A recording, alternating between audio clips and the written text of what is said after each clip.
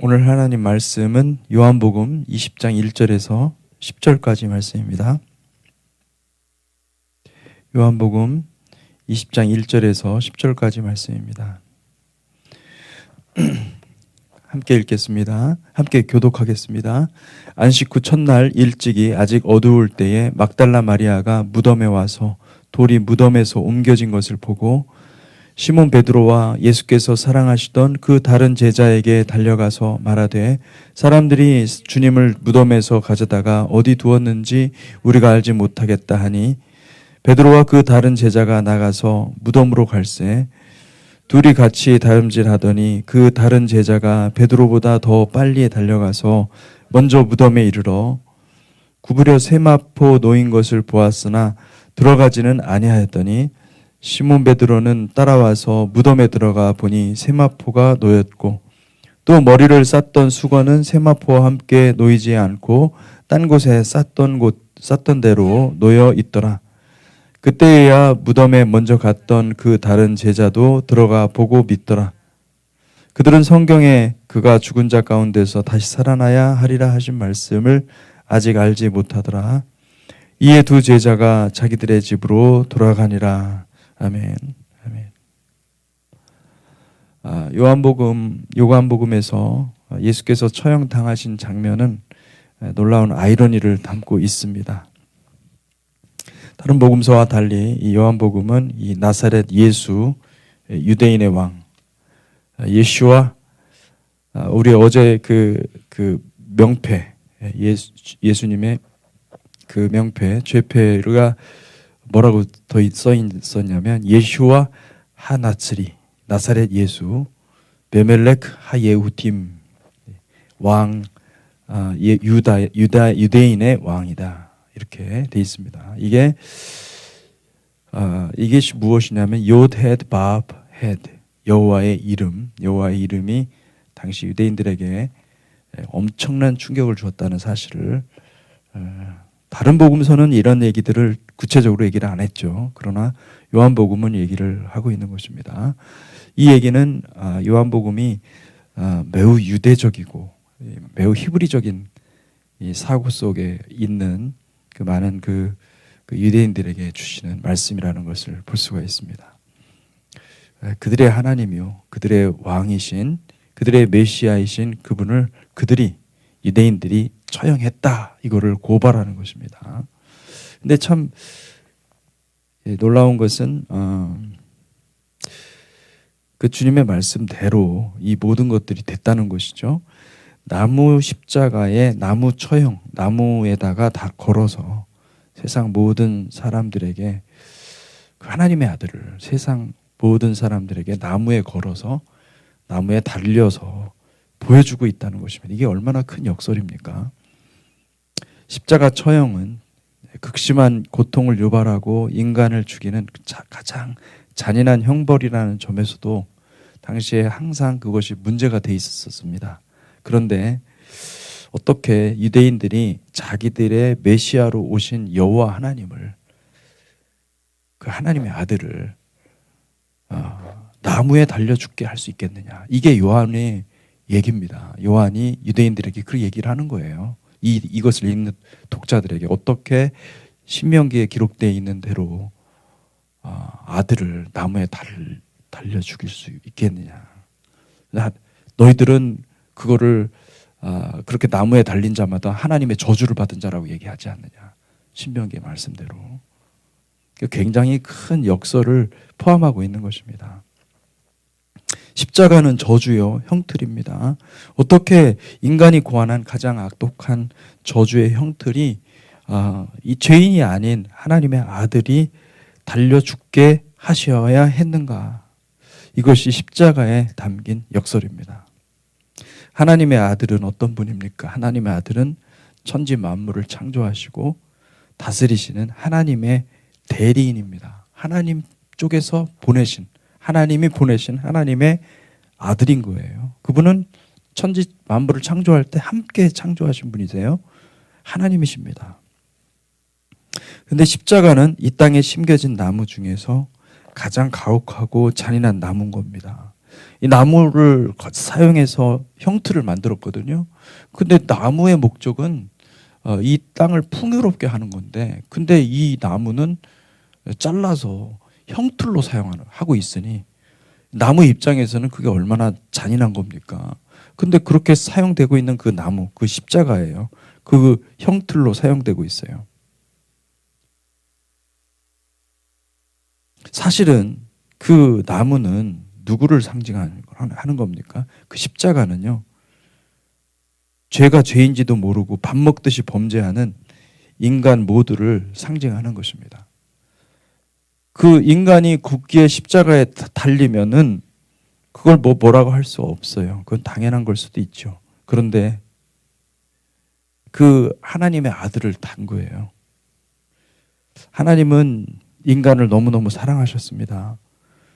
그 인간들을 구원하기 위해서 하나님의 아들을 인간의 옷을 입히고 이 땅에 보내셔서, 그래서 모든 죄인들을 대신해서 인류의 대표로서, 그러니까 하나님은 하나님이시지만 하나님으로부터 오신 하나님 자신이세요. 그런데 하나님의 아들이기 때문에 하나님의 자신이시지만은 동시에 인간의 몸으로 오셨거든요. 그러니까 인류의 대표로서 우리가 마땅히 그 자리에 가야 되는데 인류의 대표로서 하나님께서 그 자리에 달리신 것입니다. 그 형틀에 달리신 것입니다. 그때 여러분들을 한번 생각을 해보십시오. 아버지 하나님은 그 마음이 어떠셨을까? 자기의 유일하신 아들이거든요. only begotten son. 하나밖에 없는 아들이란 말이에요. 근데 그 하나님의 하나밖에 없는 그 아들이 인간을 사랑해서, 하나님이 인간을 구원하겠다는 마음으로 가신 거예요. 가셔서 이 땅에서 그 처형을 당하는 거예요. 인간들한테 처형을 당하는 겁니다. 물론 아버지는 아셨어요. 아들이 전심으로 순종했다는 걸 아셨습니다. 그 순종이야말로 하나님의 본질이기 때문에 아버지는 아들과 똑같이, 만약에 아들이 아니오고 아버지가 내려갔다 하더라도 똑같이 했을 겁니다. 하나님의 사랑이시기 때문에 하나님은 그렇게 하셨을 것이고 아들이 그렇게 하실 것을 믿었어요. 그리고 아들이 그렇게 했을 때 아버지는 실제로 영광을 받으셨습니다. 왜냐하면 아버지의 사랑을, 하나님의 사랑을 인간에게 나타냈거든요. 그걸 나타내기 위해서 하나님이 아들을 보내신 건데 아들이 그 목적을 성취하신 것입니다. 그리고 하나님은 영광 받으신 거예요.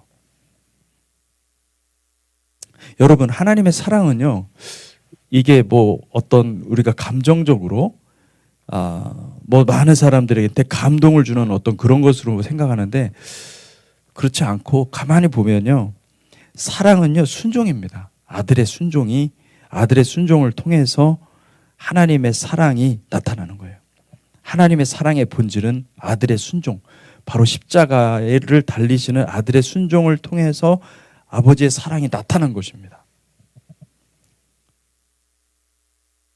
아들은 자신을 들이셨고 아버지는 십자가를 통해 나아가는 모든 죄인들을 아들의 순종의 이름으로 받으신 겁니다. 그리고 아들이 입었던 그 옷을 그 십자가를 통해서 오는 그 사람들, 그 죄인들에게 그 옷을 입혀주시는 거예요. 여러분, 이게 킹덤이고 이게 하나님의 의입니다. 믿습니까? 아멘. 그래서 여러분, 이 죄가 있는 곳에 하나님의 은혜가 있는 것이고, 죄를 우리가 고백할 때 하나님의 은혜가 우리 가운데 임하는 것입니다. 십자가는 하나님의 나라와 하나님의 의였습니다. 아버지와 아들은 태초부터 모든 걸 계획하고 계셨습니다. 왜냐하면 아버지와 아들과 성령은 본질상 동일한 하나님이셨기 때문에 똑같은 마음을 가지고 있던 거예요. 똑같은 생각을 하셨고 성령도 똑같은 걸 하셨고 아들이 오셔서 하신 겁니다. 똑같이. 인간의 힘으로는 스스로 구원할 자가 없음을 아신 거예요. 신명기 21장 22절에서 23절 말씀에 보니까 사람이 만일 죽을 죄를 범함으로 내가 그를 죽여 나무 위에 달거든 그 시체를 나무 위에 밤새도록 두지 말고 그날에 장사하여 내 하나님 여호와께서 내게 기업으로 주시는 땅을 더럽히지 말라. 나무에 달린 자는 하나님께 저주를 받았음이니라. 유대인들은 단지 이 말씀을 나무에 달린 자는 죽을 죄를 범한 저주받은 자다. 그래서 그냥 이것을 그냥 그 문자 그대로 받아들여서 나무에 달리지 말아야 되겠다. 이런 정도만 생각을 합니다. 근데 여러분 한번 생각해 보십시오. 왜 하나님께서 이 신명기 말씀을 이스라엘 자손에게 주셨을까요? 하나님은 왜 모세를 통해서 이 말씀을 이스라엘 자손들이 대대로 기억하게 하셨을까? 나무에 달리는 자는 하나님의 저주를 받은 자니 절대로 죽을 죄를 범하지 말라. 그런 뜻으로 신명기에 만약에 기록한 것이라고 한다면 이거 아무 의미가 없는 말이거든요.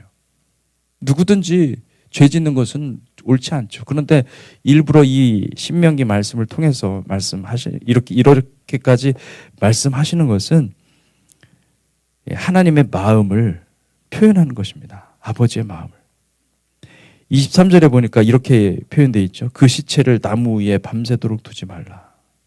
그날에 장사하여 내 하나님 여호와께서 내게 기업으로 주시는 땅을 더럽히지 말라. 정말 그대로 유대인들은 풍속이 있습니다. 나무에 달리면 무조건 그거를 밤을 지내지 못하도록 해요. 예, 그 성경에 여러 곳곳에 나옵니다. 근데 그걸 문자 그대로 받아들인 거지 이 마음의 뜻을 생각을 못한 겁니다. 왜 주님이 하나님께서 왜 이 이스라엘 백성들한테 이 말씀을 하셨을까? 이걸 생각을 못한 거예요, 유대인들은.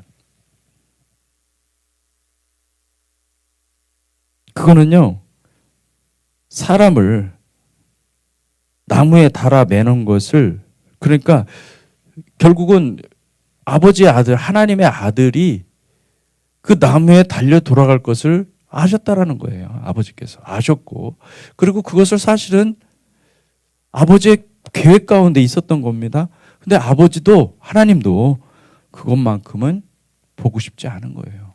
왜냐하면 얼마나 하나님도 감정이 있지 않겠습니까? 아버지가 자기 아들이 그 나무에 달릴 것을 아신 거예요. 하나님도 우리와 같이 감정이 있으십니다. 아버지는 모든 것을 살펴보시는 분이시거든요. 이 아버지의 성품이 그 요한계시록에 보면은 에스겔서에도 나오지만은 그 천사들이 그 내 생물들 보면은 온 그 몸에 눈들이 있지 않습니까? 그 무슨 말이냐면은 하나님의 속성 중에 가장 중요한 속성이 뭐냐면 정확히 보시고 모든 것을 다 보시는 하나님이시거든요. 감찰하시는 분이에요. 온 땅을 두루 살피시는 하나님이시거든요. 그걸 표현한 건데 아버지는 다 아시거든요. 다 보시는데 다른 건 볼 수 있어요. 그런데 이것만큼은 보죠. 사람이 죄 짓는 거 다 아세요. 그런데 아버지가 사랑하는 아들이 나무에 달린 채 죽은 모습만큼은 아버지는 보고 싶지 않은 것입니다. 아무리 인간을 사랑하셨고 그리고 아들 예수를 내어주기로 작정하셨다 할지라도 아버지 하나님에게 예수는 하나밖에 없는 하나님의 아들이었습니다. 그런데 어떻게 아버지라는 이름을 가지고 아들의 죽음을 볼 수 있을까요? 볼 수 없는 거예요. 그것만큼은 견디기 힘든 겁니다. 그러므로 이 말씀은, 신명기 말씀은 아버지의 의지 표현입니다. 아버지께서 온 땅을 감찰하신 아버지께서 나무에 달린 아들의 죽음만큼은 보지 않겠다. 이게 의지의 표현입니다. 그러니 너희도 내 마음이 내 뜻이 그러니 너희도 그날 바로 그것을 지워버리라, 처리해버리라 이런 얘기를 하고 있는 것입니다. 요한복음 19장에는 제가 이제 지금 이 내용은 사실 요한복음 19장 내용인데 19장에는요 굉장히 놀라운 비밀들이 많이 감춰져 있습니다. 근데 아쉽지만은 오늘 20장으로 넘어가야 되기 때문에 20장 말씀을 같이 보겠습니다. 1절에 3절 보니까 안식 후 첫날 일찍이 아직 어두울 때에 막달라 마리아가 무덤에 와서 돌이 무덤에서 옮겨진 것을 보고 시몬 베드로와 예수께서 사랑하시던 그 다른 제자에게 달려가서 말하되 사람들이 주님을 무덤에서 가져다가 어디 두었는지 우리가 알지 못하겠다 하니 베드로와 그 다른 제자가 나가서 무덤으로 갈새. 여기 이제 우리가 주목해야 될 표현이 뭐냐면 안식 후 첫날, 이 안식 후 첫날. 안식일이 일곱째 날입니다. 일곱째 날이고 일곱이라는 숫자는 하나님의 완전수. 하나님이 제7일에 안식하셨습니다. 그래서 우리가 이 안식일을 지키고 있는 거죠. 그 유대인들은 안식일을 지키고 있는 거죠. 우리는 주일을 지키죠. 주일은 제8일입니다. 그 다음 날, 그 안식일 그 다음 날인 8일, 제8째 날,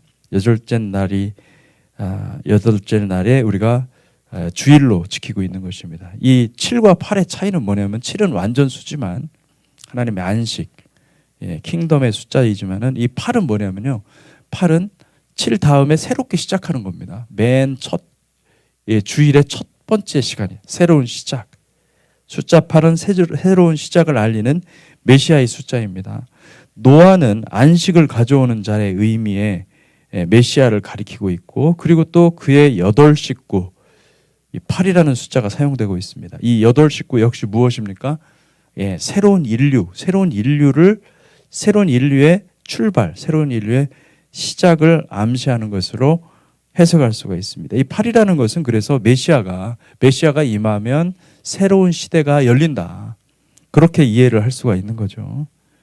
안식 후 첫날 일찍이 아직 어두울 때에 이제 거기에 보니까 아직 어두울 때라는 표현이 나오죠. 새벽 미명. 이 새벽 미명은 주님께서 늘 하나님께 나아가서 기도하던 때였습니다.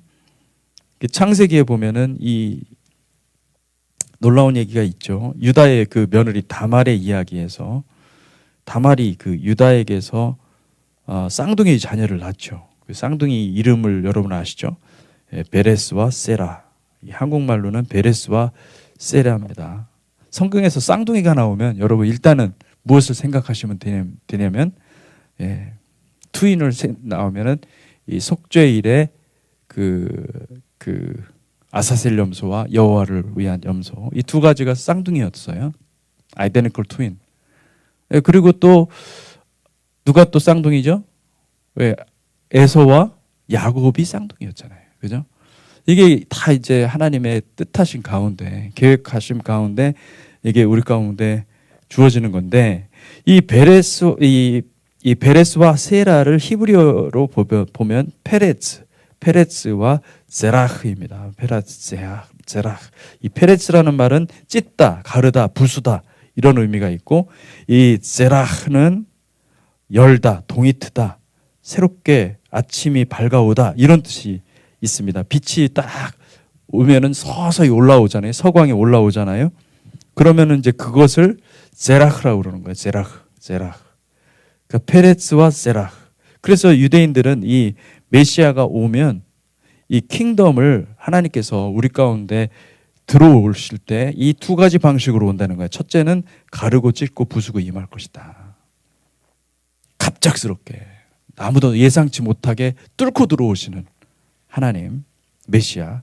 그리고 둘째로는 마치 새벽에 동이 트듯이 임하실 것이다. 빛을 비추면서 쫙 임하신다. 이제 이렇게 이제 해석을 하는 것이죠. 여러분 보니까 이 새벽 미명에 이 동이 터오는 아침이거든요. 새벽 미명에. 그 주님이 임하실 때 보시면 여러분 주님께서 이 땅에 오실 때도 잘 보세요. 깜깜할 때, 그죠? 여인의 몸에서 갑자기 태어나신 겁니다. 아무도 모르는 거예요. 뚫고 오는 방식은 이 페레츠입니다. 페레츠. 그는 또한 유대인들이 전혀 눈치채지 못하는 방식으로 십자가에 달려 죽으셨어요. 아무도 몰랐어요. 그렇게 될 줄 아무도 몰랐는데 갑자기 주님께서 오셔서 십자가에 달려 죽으셨어요. 그리고 킹덤을 우리에게 열어 주시는 것입니다. 이것도 페레츠죠. 그러나 오늘 본문과 같이 이 메시아의 부활은요, 이것도 굉장히 놀랍게 새벽 미명에 아직 캄캄할 때 빛이 서서히 임하듯이 세라흐가 세상을 열어가듯이 그렇게 임하는 것을 볼 수가 있습니다. 주님이 다시 오실 때에도 똑같은 방식으로 임하실 것입니다. 주님은 갑자기 임하실 것입니다. 어둠을 뚫고 들어오실 것입니다. 흑암을 뚫고 갑자기 주님의 재림의 시간이 째각째각 시작될 것을 우리는 압니다. 주님 미리 말씀해 주셨잖아요. 우리는 알고 있죠. 도둑같이 임한다는 거 알고 있습니다. 그러나 또한 동시에 주의 백성들은 부활의 새 아침을 맞이한 것과 같이 새벽빛이 임하듯이 제라흐 방식으로 킹덤이 열릴 것을 믿습니다. 아멘. 호세아 1장 3절에서 보면, 호세아 6장 1절에 3절에 보면요, 이 말씀이 있어요. 오라 우리가 여호와께로 돌아가자. 여호와께서 우리를 찢으셨으나 도로 낫게 하실 것이요 우리를 치셨으나 싸매어 주실 것입니다. 여호와께서 이틀 후에 우리를 살리시니 셋째 날에 우리를 일으키시리니 우리가 그의 앞에서 살리라. 그러므로 우리가 여호와를 힘써 알자. 여호와를 알자. 힘써 여호와를 알자. 그의 나타나심은 새벽빛같이 어김없나니 비와 같이 땅을 적시는 늦은 비와 같이 우리에게 임하시리라 하니라. 이 말씀이 정확히 무엇을 말하냐면은 이 두 가지 방식을 얘기를 하고 있는 겁니다. 페레스와 세라흐 방식으로 주님께서 임하신다. 그렇게 얘기를 하고 있는 것이고, 이 요한복음 19장까지는 무엇입니까? 이건 너무나 어처구니 없는 일이죠. 갑작스럽게 들어온 충격이에요. 그런데 20장에 서서히 빛이 들어오는 것을 볼 수가 있죠. 20장에 빛이 들어오면서 부활하신 주님이 오셔서 성령을 베푸시는 장면이 나오는 거죠. 이게 똑같은 방식으로 우리 주님이 오실 때 그와 같은 방식으로 오실 것임을 믿습니다. 스가랴 14장 1절에서 9절에도 똑같습니다. 스가랴 14장 1절의 9절도 이 구조가 똑같아요. 여호와의 날이 이르니라. 그날에 내 재물이 약탈되어 내 가운데에서 나누이리라. 내가 이방 나라들을 모아 예루살렘과 싸우게 하리니 성읍이 함락되며 가옥이 약탈되며 부녀가 욕을 당하며 성읍 백성이 절반이나 사로잡혀 가려니와 남은 백성은 성읍에서 끊어지지 아니하리라. 그때 여호와께서 나가사 그 이방 나라들을 치시되 이왕의 전쟁의 날에 싸운 것 같이 하시리라. 그날에 그의 발이 예루살렘 앞 곧 동쪽 감람산에 서실 것이요 감람산은 그 한가운데 동서가 갈라져 매우 큰 골짜기가 되어서 산 절반은 북으로 산 절반은 남으로 옮기고 그 산 골짜기는 아셀까지 이를지라. 여기로 도망하되 유다 왕 우시아 때 지진을 도망하여 피하여 도망한 것 같이 하리라. 나의 하나님 여호와께서 임하실 거요 것이요 모든 거룩한 자들이 주와 함께 하리라. 이때 어마어마한 어둠이 막 임하는 것입니다. 이 어둠이 임한데 그런데 6절에 보면 뭐라고 되어 있냐면은 그날에는 빛이 없겠고 광명한 것들이 떠날 것이라. 여호와께서 아시는 한 날이 있으니 낮도 아니요 밤도 아니라 어두워갈 때에 빛이 있으리로다. 그날의 생수가 예루살렘에서 솟아나서 절반은 동해로 절반은 서해로 흐를 것이라. 여름에도 겨울에도 그러하리라. 여호와께서 천하의 왕이 되시리니 그날에는 여호와께서 홀로 한 분이실 것이요 그 이름이 홀로 하나이실 것이라. 그러니까 여러분 주님이 임하실 때는요 극심한 고통도 있고 그 여호와께서 찢으셨기 때문에 그 고통도 있지만 그렇지만 하나님께서 빛을 비추셔서 놀라운 그 킹덤이 우리 가운데 스며들듯이 이렇게 임해서 마침내 하나님께서 완전히 임하시는 것을 확인할 수가 있다는 것입니다. 할렐루야. 그래서 여러분 이 요한복음에 나오는 안식 후 첫날 일찍이 아직 어두울 때 막달라 마리아가 무덤에 와서 돌이 무덤에서 옮겨진 것을 보았다. 막달라 마리아가 무덤에 와서 돌이 무덤에서 옮겨진 것을 보았다. 이게 지금 놀라운 일이에요. 지금 막달라 마리아에게서는 놀라운 일이죠. 가는 이해를 못합니다. 예, 가서 보니까 뭐 세마포는 다 쌓여 놓여 있고 그리고 또 머리에 싼 이 수건 같은 거 머리 그 수건은 세마포와 함께 딴 곳에 있지 않고 딴 곳에 쌌던 대로 놓여 있는 것을 보고 그러니까 이런 것들을 보면서 이 어리둥절한 거예요. 이게 도대체 어떤 일인가? 이 빈 무덤에 대해서는요, 여러분 이게 굉장히 중요한 의미가 있습니다. 이 빈 무덤은 빈 무덤은 죽음이거든요. 무덤이라는 것 자체가 죽음이잖아요. 근데 이 죽음이 이 주님의 그 의로움을 담을 수가 없는 거예요.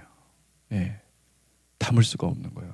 이게 결국은 못 담아서 주님께서 그 어둠의 이 죽음을 가르시고 부활하신 것입니다. 그 부활하셔서 이제 사람의 눈에 보이지 않으니까 이 사람들이 이제 당황하고 이게 도대체 누가 데리고 갔나?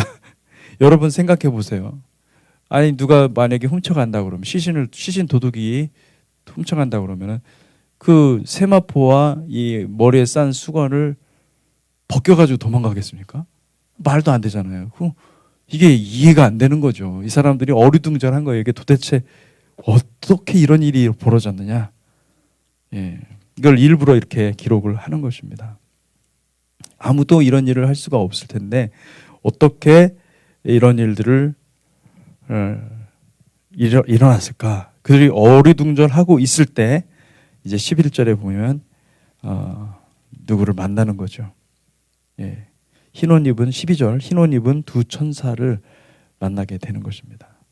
그래서 부활의 소식을 받은 것은 이 천사를 통해서 처음에 천사를 통해서 받은 것입니다. 천사를 통해서 받았고 그리고 나중에 나타나시는 것을 볼 수가 있습니다. 시간이 많이 지나서 우리 같이 기도하도록 하겠습니다.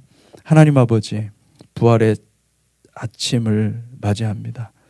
이 제8일에 안식일 다음 날 그날에 여인들이 먼저 찾아가서 주님을 뵙기를 원했는데 주님을 뵙지 못하고 빈 무덤만 발견하였습니다. 하나님, 그러나 주님께서는 나타나셔서 부활의 몸을 입고 우리 가운데 우리 사랑하는 제자들에게 나타나시고 또 그들에게 말씀하시는 그 하나님을 보게 됩니다. 주님, 우리의 눈에 보이지 않지만 부활의 주님을 항상 따르게 하시고 항상 생각하고 주님과 함께 동행하는 거룩한 백성들 삼아 주시옵소서. 감사드립니다. 예수 그리스도 이름으로 기도했습니다. 아멘.